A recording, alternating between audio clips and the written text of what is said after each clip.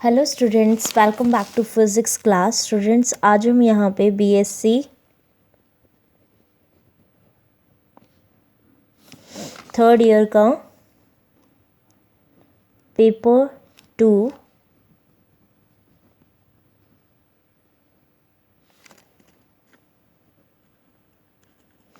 कर रहे हैं। ठीक है, और इसके अंदर हमने कितना कर लिया था, हमने पोटेंशियल सिंगल पोटेंशियल स्टेप जो आपका था वो हम डील कर रहे थे उसके साथ में, राइट। और हमने एक केस जो कि हमारा E is greater than V note है वो हम डिस्कस कर रहे थे, राइट।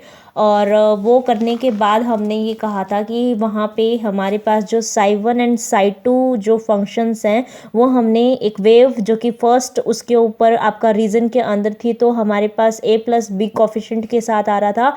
यानी कि एक तो आपका रिफ्लेक्ट वो था इंसिडेंट और एक आपका वो था रिफ्लेक्टेड वाला था। और जो आपका सेकंड है उसके अंदर एक तो आपका C आ रहा था और एक D आ रहा था। C को आपने किसके कॉरस्पॉन्डिंग बताया था आपने कि ये ट्रांसमिटेड है, और D क्या बताया था, ये रिफ्लेक्टेड है। लेकिन रिफ्लेक्टेड टर्म वहाँ नहीं होती, इसीलिए हमने D को 0 कर दिया था। और टोटल आपका जो B और C है उसको एक ही फॉर्म में निकाल के हमने psi1 एंड psi2 के जो फंक्शंस हैं उनको हमने नोट डाउन कर लिया था। ठीक है, अब ये नोट डाउन करने के बाद हमने क्या किया, वहाँ पे हमारा reflection coefficient and transmitted coefficient हमें कैलकुलेट करना था। तो रिफ्लेक्शन कोफिशिएंट को मैंने बताया था कि रिफ्लेक्शन कोफिशिएंट हमारा क्या होता है, हमारा रिफ्लेक्टेड करंट डेंसिटी होती है एक्चुअली में। ठीक है, तो reflected current density divided by आपका इंसिडेंट की जो करंट डेंसिटी आती है वो होता है, और आपका जो ट्रांसमिटेड होती है वो आपकी जो करंट डेंसिटी आपकी किसकी वजह से, ट्रांसमिटेड की वजह से थी, अपॉन में करंट डेंसिटी इंसिडेंट की वजह से थी। ठीक है, अब हमें क्या करना पड़ेगा, करंट डेंसिटी ट्रांसमिटेड, इंसिडेंट और रिफ्लेक्टेड वाली क्या करनी पड़ेगी, कैलकुलेट करनी पड़ेगी। तो हमें इनको कैलकुलेट करने के लिए लिखना पड़ेगा यहाँ पे कि जो हमारी प्रोबेबिलिटी डेंसिटी होती है वो हमारे पास फॉर्मूला लिख लेते हैं, माइनस में iota H cut by 2m। यहाँ पे कितना है, साई का कॉन्जुगेट डेल साई माइनस में आपका साई डेल साई का कॉन्जुगेट होता है। ये मैंने आपको करवाया हुआ है प्रोबेबिलिटी करंट डेंसिटी जब हमने डिराइव की थी, ठीक है, उस टाइम पे। और अगर ये नहीं याद तो शायद मैंने इसका लेक्चर यहाँ नहीं डाला है, आप बता देना, मैं इसका लेक्चर भी अपलोड कर दूंगी। ठीक है, तो ये इसके इक्वल आता है। अब ये कहता है कि अगर इसके इक्वल आता है तो हम अपना फर्स्ट केस लेके चल लेते हैं जिसके अंदर एक्सिस लेस देन 0 होता है वो वाला, फिर एक में एक्सिस ग्रेटर देन 0 वाला केस लेके चल लेंगे। ठीक है, तो अब हम इसके अंदर रियल पार्ट लेके चलते हैं। ठीक, तो रियल पार्ट लेके चलेंगे और करंट डेंसिटी हमारी कब, जब एक्सिस लेस देन 0 है, तो रियल पार्ट के अंदर हमारे पास कितना हो जाएगा, आपका एच बाई आइटा एम आ जाएगा, या minus eta H cut by M आ जाएगा। ठीक है, अब यहाँ पे देखो, अगर आप दोनों आप फेस लेके चलते हो रियल प्लस में इमेजनरी, तब तो हम यहाँ पे एच कट बाई 2m, अगर सिंगल लेके चल रहे हो, ओनली फर्स्ट एक पार्ट कंसिडर कर रहे हो, तो 2 यहाँ पे नहीं आएगा। ठीक है, एवरेज लेने की जरूरत नहीं है। फिर यहाँ पे ये किसके इक्वल हो जाएगा, साई कॉन्जुगेट। तो साई कॉन्जुगेट आपका ए का कॉन्जुगेट ई की पावर माइनस में आइटा k1x प्लस में बी का कॉन्जुगेट ई की पावर माइनस, ये कितना हो जाएगा, प्लस का हो जाएगा। ठीक है, जो प्लस की थी वो माइनस में हो जाएगी, जो माइनस की थी वो प्लस की होगी कॉन्जुगेट करने पे। ठीक है, फिर हमें क्या करना था, दूसरे वाले का हमें क्या करना है, डिफरेंशिएट करना है। ठीक है, तो अगर दूसरे वाले का डिफरेंशिएट करना है तो इसका मतलब क्या करना पड़ेगा, हमें साई ई की जो ए ई की पावर आइटा k1x था प्लस में बी ई की पावर माइनस आइटा k1x था, उसका डिफरेंशिएशन कर रही हो, तो आइटा k1 तो दोनों में से ही यहाँ पे बाहर आएगा, तो वो कितना हो जाएगा, आइटा k1, और यहाँ पे कितना हो जाएगा, ए ई की पावर आइटा k1x माइनस में बी, और आइटा k1 था वो मैंने बाहर कर दिया, ई की पावर माइनस में आइटा k1x हो जाएगा। ठीक है, अब यहाँ पे इमेजनरी पार्ट का डेरिवेटिव था जो मैंने यहाँ पे क्या कहा है, सिर्फ रियल का लेके चल रही हूँ मैं डिफरेंशिएशन, इमेजनरी का नहीं लेके चल रही हूँ, आई मैं नहीं लेना चाहती हूँ मतलब ज़्यादा उसमें, तो इसीलिए मैं क्या कर रही हूँ, उस वाले पार्ट को स्किप कर रही हूँ। ठीक है, तो हमने उसको क्या कर दिया, ड्रॉप कर दिया, और ड्रॉप करने के बाद यही सारा आपके पास आ जाएगा। ठीक, अगर ये आ जाएगा हमारे पास तो हम क्या करते हैं, इन दोनों को मल्टीप्लाई करके लिख देते हैं। ठीक है,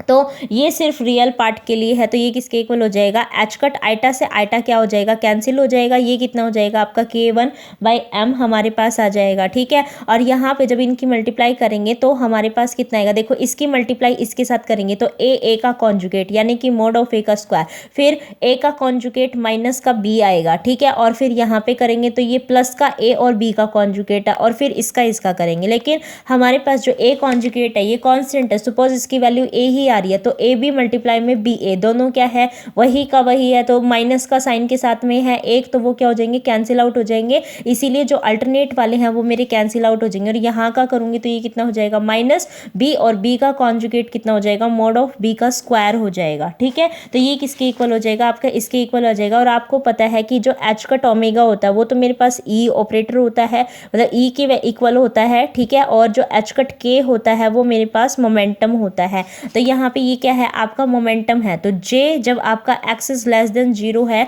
वो किसके इक्वल हो जाएगा, आपका P1/m, यहाँ पे मोड ऑफ A1 आपका मोड ऑफ ए का स्क्वायर माइनस में मोड ऑफ बी के स्क्वायर के इक्वल आ जाएगा। समझ में आ गया आपको इसके अंदर। ठीक है, तो यहाँ पे हमारे पास दो टर्म्स आ रही हैं, एक तो ये इससे मल्टीप्लाई भी है और ये इससे मल्टीप्लाई भी है। ठीक है, तो जो हमारे पास ए वाला है वो हमारे पास इंसिडेंट कहलाता है और बी क्या था, आपका रिफ्लेक्टेड था, तो इसका मतलब हमारे पास जे इंसिडेंट किसके इक्वल आ गया, आपका P1/m मोड ऑफ ए का स्क्वायर के इक्वल आ गया। और जो आपका जे रिफ्लेक्टेड पार्ट है, अगर मैं इसको इसके अंदर ही कर दूं तो मेरे को कोई फर्क नहीं पड़ेगा। ठीक है, तो हमारे पास ये किसके इक्वल हो जाएगा, P1/m मोड ऑफ बी का स्क्वायर हो जाएगा। ठीक है, मोड ऑफ बी का स्क्वायर हो जाएगा, तो रिफ्लेक्टेड पार्ट भी आ गया आपके पास, ये वाला पार्ट भी आ गया। अब क्या निकालना है आपको, ट्रांसमिटेड पार्ट निकालना है इसका। ठीक है, तो ट्रांसमिटेड के लिए हमें पता है ट्रांसमिटेड कहाँ होएगा, सेकंड रीजन के अंदर। सेकंड रीजन के अंदर क्या है, ये जो आपने पोटेंशियल स्टेप बनाया था इसके अंदर x इज इक्वल टू 0, ये फर्स्ट रीजन था, ये सेकंड रीजन था।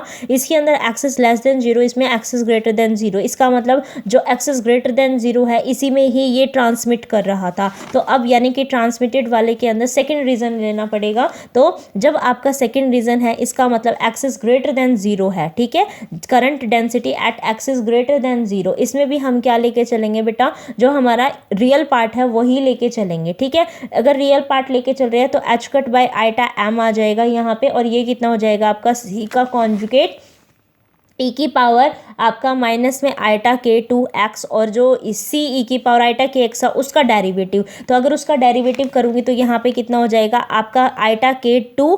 ठीक है, और यहाँ पे कितना हो जाएगा आपका सी ई की पावर आइटा k2x। ठीक है, आइटा k2x आपका यहाँ पे आ जाएगा, तो ये किसके इक्वल हो जाएगा आपका j, जब आप x इज ग्रेटर देन 0 लेके चलते हो तो रियल पार्ट में आपका कितना आ जाएगा, यहाँ पे इन दोनों को मल्टीप्लाई कर देंगे और ये दोनों मल्टीप्लाई होंगे तो आपका बेस सेम, तो पावर ऐड हो जाएगी, आइटा kx माइनस में आइटा kx एक दूसरे को कैंसिल आउट कर देंगे, ए की पावर 0 हो जाएगी। ठीक है, तो इसका मतलब हमने यहाँ पे इसको सॉल्व कर दिया, तो ये किसके इक्वल हो जाएगा आपका h कट k2, हमारे पास i से i कैंसिल हो जाएगा बाई m, और यहाँ पे कितना हो जाएगा मोड ऑफ c का स्क्वायर हो जाएगा। ठीक है, इसका मतलब ये किसकी वैल्यू है आपकी, इसका मतलब ये किसकी है, ट्रांसमिटेड वाले की है। ठीक है, तो ट्रांसमिटेड वाली की है तो इसको भी मैं उसकी फॉर्म में लिख देती, तो जे ट्रांसमिटेड किसके इक्वल हो जाएगा आपका P2/m मोड ऑफ c का स्क्वायर के इक्वल आ जाएगा। ठीक है, तो आपके पास सारी वैल्यूज़ इसके अंदर आ चुकी हैं। अब जस्ट आपको क्या करना है, जो आपका फॉर्मूला था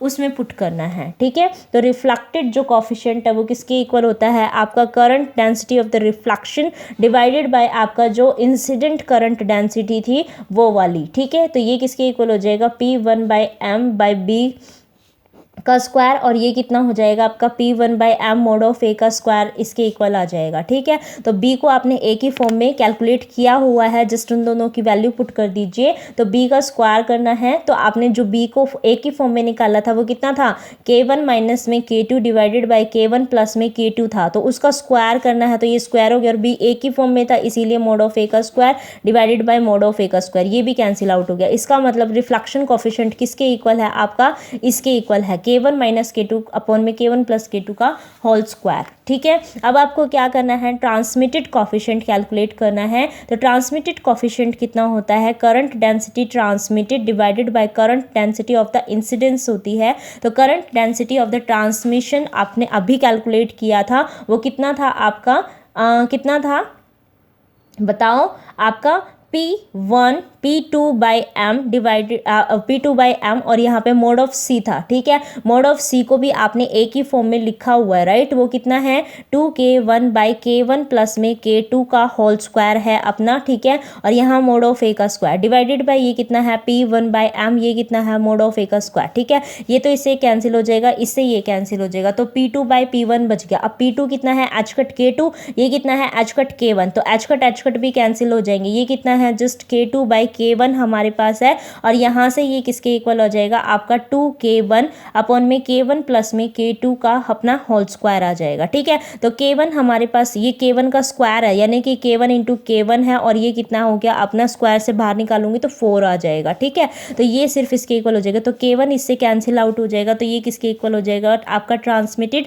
4k1 k2 divided by k1 plus में k2 का होल स्क्वायर, ठीक है। तो यहाँ से हमारे पास दोनों वैल्यूज आ गई हैं, आपके रिफ्लेक्शन कोफिशिएंट की भी और आपके ट्रांसमिटेड कोफिशिएंट की भी, ठीक है। अब हमें ये पता है कि जो हमारी प्रोबेबिलिटी होती है वो 1 होती है, इसका मतलब रिफ्लेक्शन प्लस में ट्रांसमिटेड भी कितना होना चाहिए 1 ही होना चाहिए, ठीक है। तो मैंने रिफ्लेक्शन प्लस में ट्रांसमिशन कर दिया, तो रिफ्लेक्शन प्लस में ट्रांसमिशन किया तो k1 माइनस में k2 का whole square divided by k1 plus में k2 का होल स्क्वायर माइनस में आपका कितना हो जाएगा प्लस में आपका 4 of k1 k2 divided by k1 plus में k2 का होल स्क्वायर है, ठीक है। आपने इसको सॉल्व करना है, तो इसको सॉल्व करना है तो बेस तो दोनों का ही सेम है, k1 प्लस में k2 का होल स्क्वायर। जस्ट इसको ओपन कर दीजिए, इसको ओपन करूंगी तो मेरे पास माइनस k1 दिस आएगा, माइनस के टर्म आएगी आपके पास जस्ट 2 टाइम्स k1 k2 और ये प्लस का 4 टाइम्स है, तो जस्ट 2 ही बच जाएगा। तो k1 का स्क्वायर प्लस k2 का स्क्वायर प्लस में 2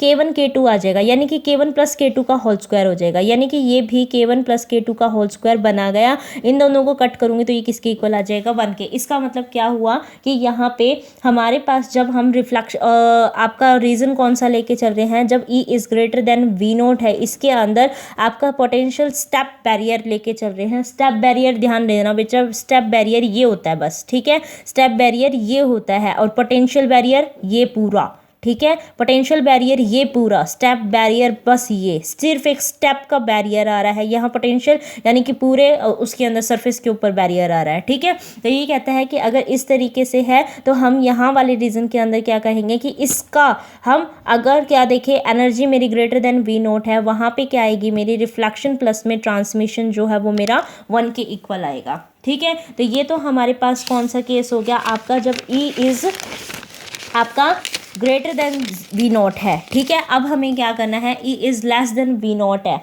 अब वो वाला केस लेके चलना है। तो आप डालिए इसके अंदर हेडिंग केस सेकंड। कौन सा केस सेकंड, जब आपका E जो है वो V0 से कम है, ठीक है। अगर V0 से अपना कम हो गया E, ठीक है, तो इसका मतलब क्या हुआ कि वहाँ पे हमारे पास 2 टर्म्स आएंगी, psi1 psi2 तो सेम आएगा, ठीक है। अगर आपको पेपर में ये दिया हुआ है ना बेटा, तो psi1 psi2 तक तो आपको कैलकुलेट करना ही पड़ेगा, ठीक है, क्योंकि ट्रांसमिटेड तो इसके रिफ्लेक्टेड वाला पार्ट तो इसमें भी नहीं आएगा। A B और C ये ही 3 इसके अंदर आएंगे, तो बिल्कुल भी गलत मत करके आना उसको, ठीक है। तो psi1 देखो अपने पास कितना आएगा, psi1 की वैल्यू कितनी आएगी, A e की power eta k1 x plus में B e की पावर माइनस में आइटा k1 x, ठीक है। ये कब था, x इज लेस देन 0 के लिए आया था भाई, इसमें भी यही रहेगा भाई, स्टेप पोटेंशियल है, कुछ भी करो, ये x इज इक्वल टू 0 है, ये x इज लेस देन 0 है, ये x इज ग्रेटर देन 0 है। लेकिन यहाँ पे बात तो वही है ना, इंसिडेंट हुई थी और रिफ्लेक्ट हो गई, मैंने भी यही कहा, इंसिडेंट हुई है और रिफ्लेक्ट हो गई, ठीक है। फिर ये कहते हैं psi2 फंक्शन लेके चलो। psi2 फंक्शन में क्या आना चाहिए था, यहाँ पे ट्रांसमिटेड वाला आना चाहिए था, तो मैं अभी भी वही लेके चल रही हूँ, C e की पावर आइटा k2 x वाला लेके चल रही हूँ, जब मेरा x इज ग्रेटर देन 0 है, ठीक है।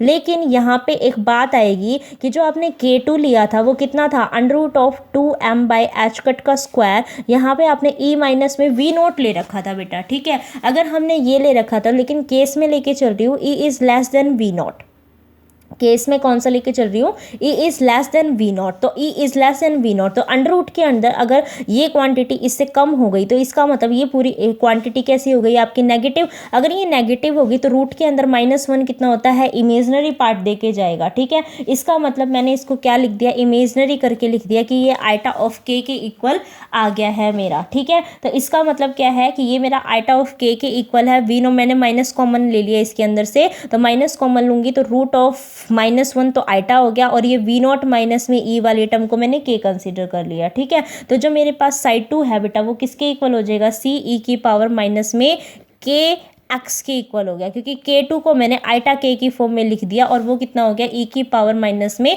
kx।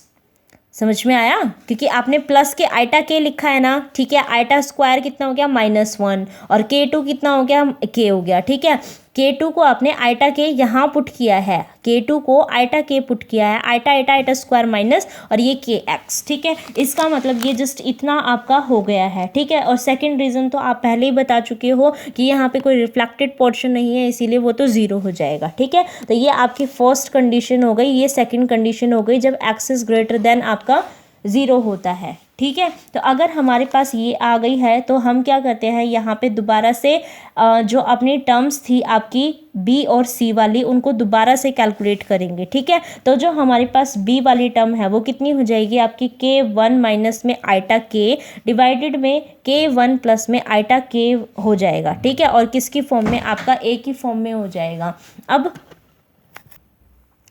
कुछ बच्चों को कन्फ्यूज़न होगी कि ये कैसे लिख दिया, बेटा ध्यान करो, b का आपने जब मॉड किया था ना तो आपने इसका होल स्क्वायर किया था, अदरवाइज जो b का कोफिशिएंट है वो मेरा निकला था आपका, b का निकला था k1 माइनस में k2 divided by k1 plus में k2 आया था किसकी फॉर्म में, a की फॉर्म में, ठीक है। और जो c आया था वो मेरा 2k1 divided by k1 plus में k2a, ये आया था मेरा, तो ठीक है, ये दोनों तो मेरे आए थे। अब मेरे को इसको इसकी फॉर्म में लिखना है, अगर इसको इसकी फॉर्म में लिखना है तो मेरे को क्या करना पड़ेगा, k2 को आइटा k की फॉर्म में यहाँ पे रिप्लेस करना पड़ेगा, ठीक है। तो ये यहाँ होएगा और नीचे वाले में होएगा। इसी तरीके से जो आपका c है उसको भी रिप्लेस करेंगे, तो ऊपर वाला तो 2k1 एज इट इज आएगा, नीचे k1 प्लस में आइटा k हो जाएगा, ठीक है। और ये आपका कितना हो जाएगा, a। तो यानी कि b को भी आपने a की फॉर्म में और c को a की फॉर्म में लिख दिया, ठीक है।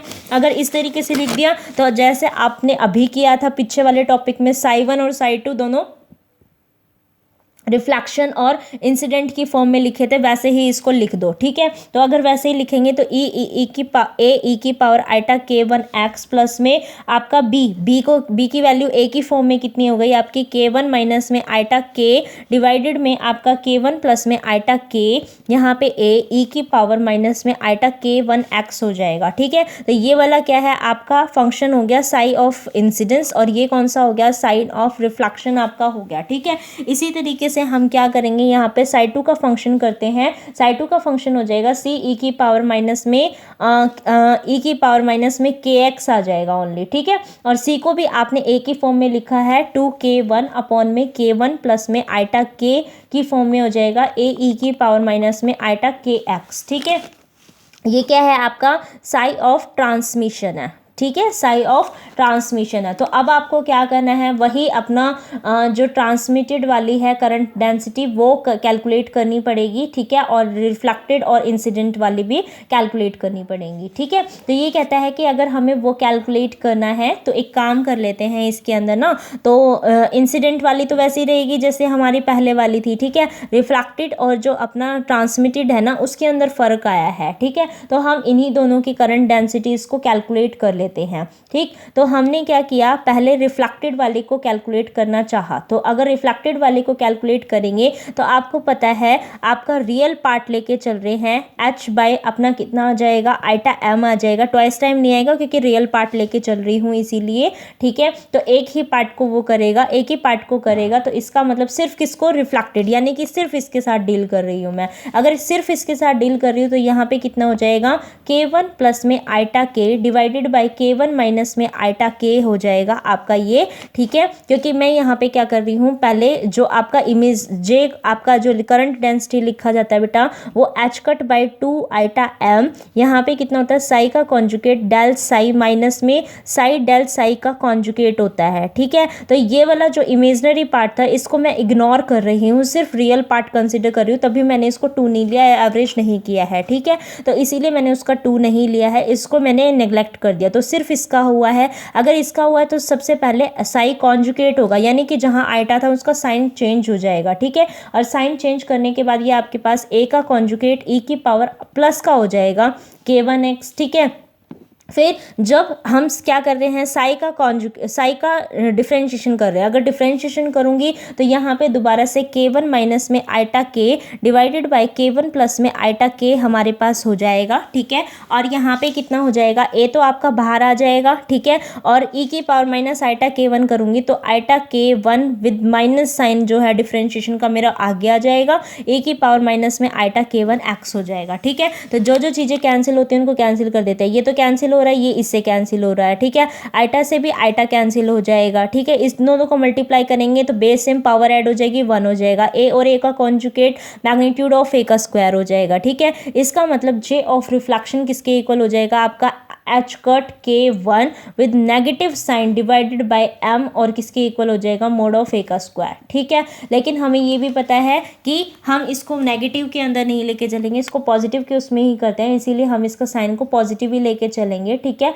तो ये हमारे पास आ जाएगा, हाँ ठीक है। और जो हमारा इंसिडेंस का होता है वो भी सेम ऐसा ही होता है, ठीक है। तो हम इसको नेगेटिव में नहीं, इसको पॉजिटिव में लेके चलेंगे, ठीक है। इसको पॉजिटिव आएगा नेगेटिव, लेकिन इसको पॉजिटिव कंसिडर करा जाएगा, ठीक है। और जे इंसिडेंस का भी तो यही होता है, H cut k1 by M mod of A का स्क्वायर, ठीक है। तो हम रिफ्लेक्शन कॉफिशिएंट करते हैं, तो रिफ्लेक्शन कॉफिशिएंट के अंदर कितना हो जाएगा आपका, रिफ्लेक्शन कॉफिशिएंट के अंदर J reflection density, current density reflection की, और डिवाइड में आपकी इंसिडेंट की करंट डेंसिटी, तो दोनों को डिवाइड करेंगे, दोनों सेम है तो रिजल्ट आपका कितना आएगा, 1 आएगा, ठीक है। सिमिलर केस के अंदर हमें क्या करना पड़ेगा, इसके अंदर ट्रांसमिशन कॉफिशिएंट का करना पड़ेगा, ठीक है। तो जे ट्रांसमिशन अगर मैं करूं तो मेरे पास कितना आ जाएगा, h cut by 2 eta m, ठीक है। और यहाँ पे इसका, क्योंकि इसमें जो हम सी की जो ट्रांसमिटेड वाली लेके चल रहे हैं, यानी कि ये वाला, ठीक है, इसके अंदर आइटा के नहीं आएगा, ठीक है। आइटा नहीं आता ना इसके अंदर, माइनस में के एक्स आएगा इसके अंदर ओनली, ठीक है, माइनस में के एक्स आएगा, तो कॉन्जुगेट नहीं है उसमें, तो मेरे को इसका ये वाला पार्ट हटाने की नीड नहीं है, इसीलिए मैंने H cut by 2 eta M ही लिखा है, ठीक है। अब इस वाले का क्या कर दो, यहाँ पे कॉन्जुगेट करके लिख दो, कॉन्जुगेट करोगे तो इसमें तो फर्क आएगा, ठीक है। इसमें फर्क आएगा तो कितना आ जाएगा आपका, ये वाला फर्क दिखेगा आपको यहाँ पे, कितना आ जाएगा आपका, पूरा सी ही लिख दो, या तो उसको सी कॉन्जुगेट, वैसे भी हट ही जाना है वो तो, ठीक है। तो ये कह दिया इसने सी कॉन्जुगेट ई की पावर माइनस में के एक्स, ठीक है। और ये सी माइनस का सी मतलब ये आ जाएगा, और माइनस का ई की पावर माइनस के एक्स हो जाएगा, ठीक है। फिर माइनस में साई एज इट इज़, यानी कि सी ई की पावर माइनस में के एक्स एज इट इज़, ठीक है। साई कॉन्जुगेट का डिफ्रेंशिएशन करना है, तो यानी कि सी का कॉन्जुगेट माइनस ऑफ के ई की पावर माइनस ऑफ के ऑफ एक्स आ जाएगा, ठीक है। तो ये दोनों तो माइनस माइनस करके प्लस हो गया, और इस क्वांटिटी में माइनस आ गया, लेकिन दोनों है सेम, इसीलिए दोनों क्या हो जाएंगे, कैंसिल आउट हो जाएंगे,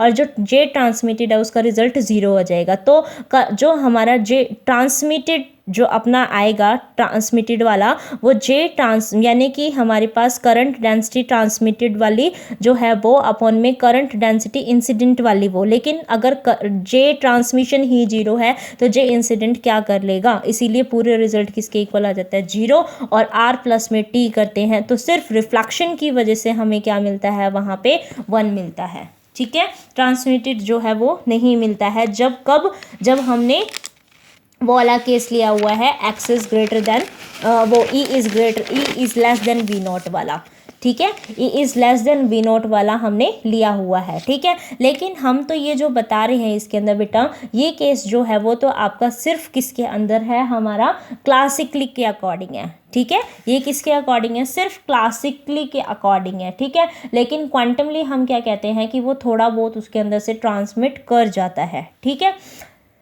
ठीक है। जिसको टनलिंग प्रोबेबिलिटी वगैरह हम उसकी फाइंड आउट करते हैं वो उसके अंदर आ जाती है, ठीक। तो यहाँ तक तो आप इसको कर लोगे।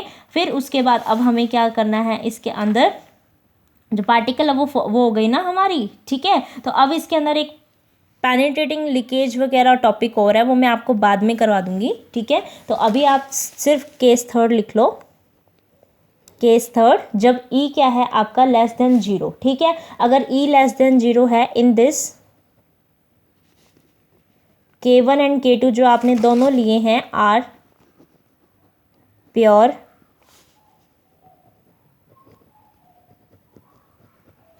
Imaginary and psi1 and psi2 became unbounded, so no solution possible in this case। ठीक है, इस केस के अंदर कोई भी सॉल्यूशन जो है वो पॉसिबल नहीं है हमारा। ठीक है, अब हम क्या करते हैं, एक काम और कर लो, बस लीकेज जो मैंने टनलिंग प्रोबेबिलिटी बोली है, ठीक है, उसको भी करवा देती हूँ, टनलिंग प्रोबेबिलिटी को। ठीक है, कि जो हमारा पार्टिकल है वो हमारा, जैसे ये हमने स्टेप बैरियर बोला है, तो अगर मेरे पास E is less then V0 है तो ये यहाँ पे आके बस रिफ्लेक्टेड ही दिखाता है, आगे ट्रांसमिट वाला बिल्कुल जीरो पार्ट आता है। लेकिन हमने कहा था कि क्वांटमली जो है वो हमारा थोड़ा बहुत, तो क्योंकि ये जो प्रोबेबिलिटी इसकी इस रीजन में आने की है वो ज़ीरो नहीं है, नॉन ज़ीरो प्रोबेबिलिटी आई है, इसका मतलब कहीं ना कहीं से तो लीकेज है, इसमें इस वॉल में कहीं ना कहीं से लीकेज है, जहाँ से एक आधा मॉलिक्यूल यहाँ पे आके पॉसिबल है इस रीजन में आना भी। ठीक है, तो अगर वो इस तरीके से इसके अंदर आता है तो हम उसको क्या बोलते हैं, लीकेज प्रोबेबिलिटी। क्या बोलेंगे, इसकी लीकेज प्रोबेबिलिटी बोलेंगे। ठीक है, तो उस लीकेज प्रोबेबिलिटी को हम क्या करेंगे, यहाँ पे कैलकुलेट करेंगे। ठीक, तब दो टॉपिक और कर लेते हैं, लीकेज प्रोबेबिलिटी और पेनिट्रेशन। ठीक है, लीकेज प्रोबेबिलिटी और पेनिट्रेशन डेप्थ, ये दो टॉपिक और कर लेते हैं इसके अंदर। ठीक है, देखो अब यहाँ पे हेडिंग डाल लो अपनी, penetration through the potential barrier in single step. ठीक है, सिंगल स्टेप पोटेंशियल बैरियर के अंदर पेनिट्रेशन दिखाना है। ठीक है, आपको अगर याद हो बेटा, हमारे पास सी की वैल्यू जो आई है वो अपने पास किसके इक्वल आई थी, सी की जो अपने पास वैल्यू आई थी, मतलब साइड टू की जो अपने दूसरे रीजन के अंदर जो आई थी वो सी ई की पावर माइनस में k2x के इक्वल आई है। ठीक है, और जो k2 भी नहीं आई वो kx के इक्वल आई, क्योंकि k2 को तो मैंने माइनस वो आइटा उस k से रिप्लेस कर दिया था, राइट। तो हमारे पास ये आ गई थी। अब ये कहता है कि अगर मैं अपने जो ये रिफ्लेक्शन और ट्रांसमिशन वाले से देखूं, रिफ्लेक्शन वाले से और ट्रांसमिशन वाले से देखूं, तो इसको मैंने आपकी इक्वेशन के अकॉर्डिंग आप इसको नाम डाल देना। ठीक है, तो मैंने इसको सपोज ले लिया एक्स इक्वेशन और इसको नाम दे दिया मैंने वाई इक्वेशन। ठीक है, तो from X and Y equation से ये क्लियर होता है कि पूरा का पूरा वो मेरा रिफ्लेक्ट हो रहा है, ट्रांसमिट नहीं हो रहा। ठीक है, तो from equation X and Y it is clear that the particle is totally reflected and not transmitted। ठीक है, लेकिन इस इक्वेशन से पता चलता है वो ट्रांसमिट नहीं हो रहा, लेकिन साइड टू में वेव फंक्शन तो है, but the wave function psi 2 is not zero in region second. इसका मतलब कहीं ना कहीं से तो वो जा रहा है, अगर जा रहा है तो प्रोबेबिलिटी उसकी फाइंड आउट हो रही है। इसका मतलब it means that there is a finite probability of finding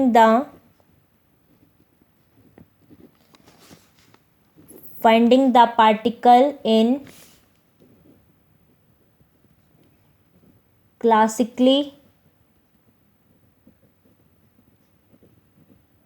forbidden region, that is in x is greater than 0। ठीक है, और इस फिनोमिना को हम क्या बोलते हैं, क्वांटम मैकेनिकल टनलिंग। ठीक है, एंड दिस फिनोमिनन इज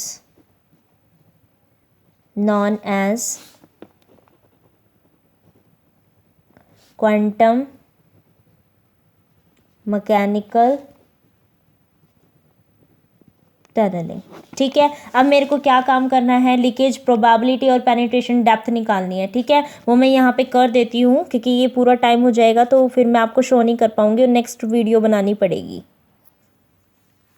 देखो मैं इसको एक्सप्लेन कर देती हूँ, मैंने लिख तो दिया है, ठीक है, नहीं तो टाइम अप हो जाता और ये नेक्स्ट वीडियो में जाता, ठीक है।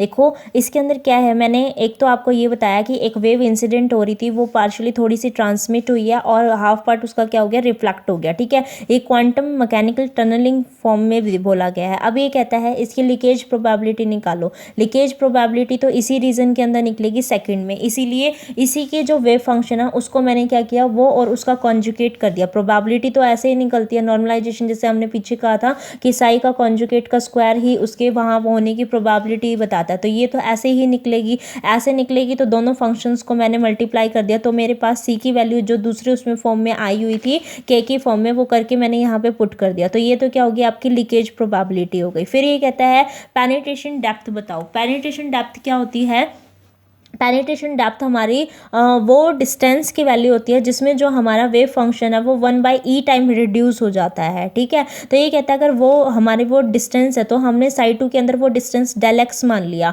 ठीक है, तो वो 1/e टाइम रिड्यूस हो गया वो function x is equal to 0 के ऊपर। तो x अगर 0 हो गया तो यहाँ पे मैंने x की वैल्यू को जैसे 0 पुट किया तो e की पावर माइनस के एक्स था, x 0 पुट होते के साथ ही e की पावर 0 यानी कि ये कितना हो गया 1, तो यहाँ पे पूरा c के इक्वल हो गया, तो यानी कि ये हो गया सी से क्या हो गया, कैंसिल हो गया। तो ई की पावर माइनस में के डेल एक्स किसके इक्वल हो गया, 1/e यानी कि ई इनवर्स के। तो ये दोनों क्या हो गए, माइनस माइनस कैंसिल और बेस सेम, तो पावर सारी इक्वल हो जाएंगी। तो के डेल एक्स किसके 1 और डेल एक्स किसके 1/k के इक्वल हो जाएगा। और के आपको पता है √2m v0 minus E by H cut का स्क्वायर होता है। एच कट का स्क्वायर को रूट में से बाहर निकालोगे तो एच कट आ जाएगा, ठीक है। तो ये हमने क्या कर दिया, पेनिट्रेशन डेप्थ का पूरा फॉर्मूला कर दिया। बेटा इससे घबराना नहीं है क्योंकि ये पूरा एक क्वेश्चन पेपर में आता है, ठीक है। पूरा एक क्वेश्चन पेपर में आएगा ये वाला आपका, किस तरीके से, या तो आपका E is greater then V0 वाला पूरा करंट डेंसिटी से लेके आपको 1 निकाल के आना है वहां पे, ठीक है। अगर पोटेंशियल स्टेप बैरियर बोल रखा है और आपने क्या देना है वहां पे, आपको ये वाला फॉर्म बता के आना है E is less than V0, तो आपको यहाँ तक करके आना पड़ेगा, ठीक है। और वो पर्टिकुलर पूछेगा कि क्वांटम मैकेनिकल टनलिंग के अंदर लीकेज प्रॉपर्टी और पेनिट्रेशन डेप्थ को फाइंड आउट करो, ठीक है। तो बिल्कुल कंफ्यूज नहीं होना, सारा का सारा करके आना है। इसकी प्रैक्टिस मस्ट है बहुत ज़्यादा, मैं क्लास में भी करवा के देखूंगी, ठीक है। क्लास में करवा के देखा जाएगा ये दोनों टॉपिक्स, तीनों टॉपिक्स आपके, ठीक है। तो सिर्फ अब एक टॉपिक आपका और रह गया है, ये पूरा कंप्लीट हो गया है, ठीक है। एक टॉपिक रह गया जो पोटेंशियल बैरियर, जो तीनों को कंप्लीट करके करवाया जाएगा, ठीक है। तो आप यहाँ तक अपना कंप्लीट कर लीजिएगा बेटा। Okay, thank you for watching this video and keep share with your friends. Thank you.